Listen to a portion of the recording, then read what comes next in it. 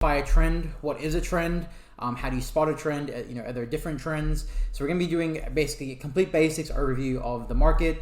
So the market can only be doing one of three things, okay? So it's either going to be bullish, which basically means price is moving higher.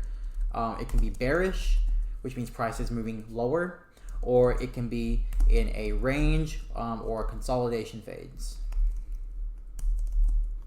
Oops, consolidation. So let me go through all three. So again, the market can only do really one of two things. It can either go up or down. It can't do anything else. It's always doing either going up or it's always going down. It cannot just go sideways. It cannot do that, okay? Now, looking out, you could say price is ranging, so therefore it really isn't really making new highs, isn't really making new lows. But as how price moves, price is always going to go up or down, okay?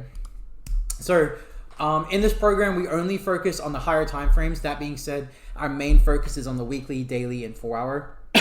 So from there, anything below the 4 hour, we don't really worry about because we want to focus on major structure, the higher time frames sort of price action, because then when we drop to the lower time frames, that's where we're going to be taking our entries. So right now we're on the daily time frame on Euro USD. So right now we can see the overall what's been happening over the last right now, this is from like the 19th of July, July of 2019 to current price action of mid-August of 2021. So as I said, there's only three phases the price can be in. So the first phase is a bullish phase of price action. So that basically means we're making higher highs and higher lows. So we made a new high, and now the higher high, a new high. So again, a high here, and we made a new higher low. Why? Because it's higher than the low that was down here. And then higher high, higher low, higher high. Why? Because this high is higher than this high, right? So higher high. And then we made a new one right here, because why? Because this one is higher than this one. And a higher low. Why? Because this one is higher than this one. So in order to make a new higher low, it needs to be where? It needs to be higher than this one. So it could even come and close right here. As long as it's above, it's still a higher low. And we've made a new higher high, okay? So example, so now this is a new higher low. So this is a bullish phase of price action, okay? Now a bearish phase of price action, so price is moving down. We made a new high, a new lower low, a new lower high, a new lower low, a new lower high, and a new lower low. So let me go through this. So we made a new, we'll just call this the low because this is the first one, okay? And then we've made a new lower high, because why? Because it is lower than this one here. And then we've made a new lower low here, also known as an LL, whatever you want to call it. So lower low here because it's lower than this one, and a new lower high. Why? Because it's lower than this one. And then we made a new lower low here. Now if price was to come up, right, and make a new higher high, the whole trend is now, nothing has changed. It's still bearish overall, okay? A lot of people tend to think that you can make a new higher high in a bearish trend and therefore the trend is not bullish. That's not the case. There's no black and white rule the market follows to tell you if it's going bullish or bearish immediately. This is where zones and price will come into play later on, which I'll explain. But generally what you just want to see is what is the overall price doing. If price was to come down and do this, then you can say, okay, we're now making bullish moves higher, okay?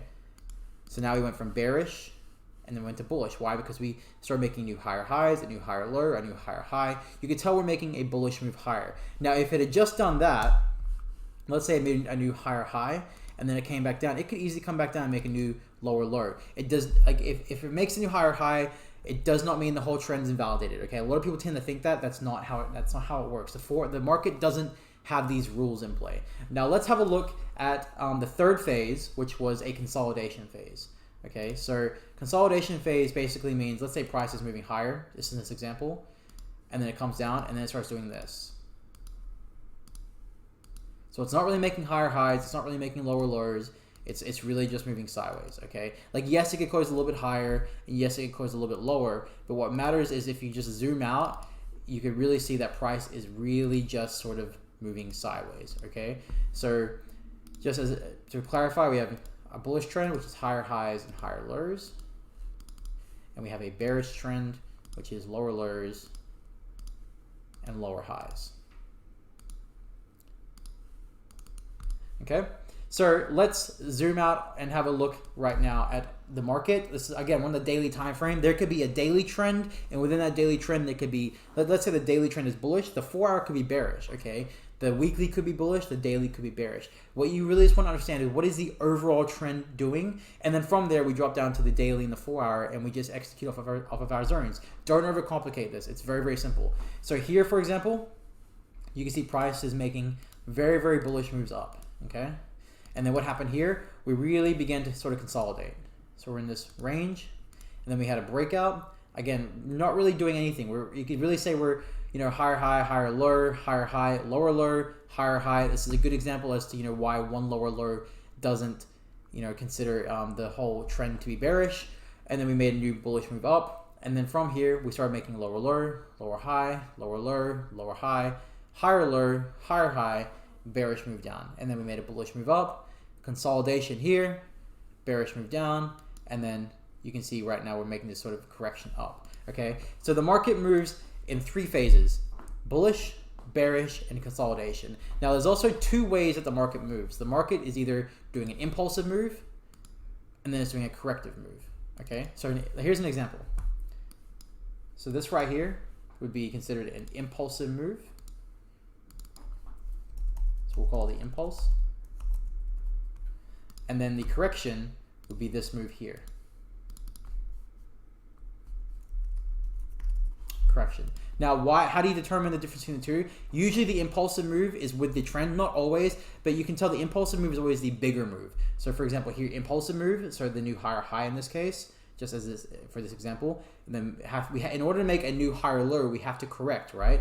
So correction to make a new higher low, impulsive move up, correction to make a new higher low, impulsive move up, correction, and then we can tell, like for example, correction, impulse. The impulse, correction, impulse, correction, and then from here we had another impulse down, correction, impulse, impulse, yeah, and then we had a correction. The correction actually ended up being a very, very big correction, so it actually turns into a big, very, very big impulsive move, and then correction, then impulse, correction, impulse. We had another very, very impulsive move down. After that, we know what happens. We need a correction, so correction.